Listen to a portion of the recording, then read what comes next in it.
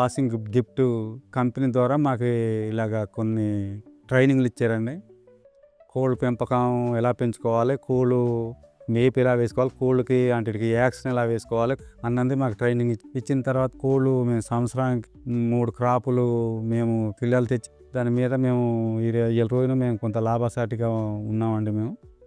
మాకు ఆ వ్యాక్సిన్ మాకు ఎలా వేసుకోవాలి మాకు ట్రైనింగ్ ఇచ్చారు కాబట్టి ఇలా మేము అవి చేయగలిగి చేసి మేము పోషిస్తున్నామండి. ఇంతకుముందు మాకుండి కోళ్ళు అంటే మేము వేరేగా వదిలేసి వాళ్ళం, అవి బతికితే బతికి చచ్చిపోతే చచ్చిపోయాయండి.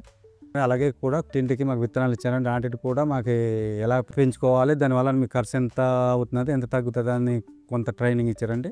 కూరగాయల్లోనూ కూడా మాకు ఇంటింటికి పండించుకోవటం వల్ల మేము బంటికి మార్కెటింగ్ నుంచి తీయకుండా మాకు ఇది మంచి లాభసాటిగా ఉన్నదండి.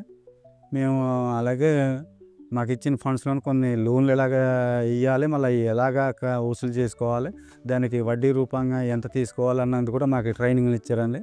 దాని మీద కూడా మేము ట్రైనింగ్ తీసుకొని అవి కూడా మేము అనుకున్న రకంగానే మేము జరుపుకుంటామండి.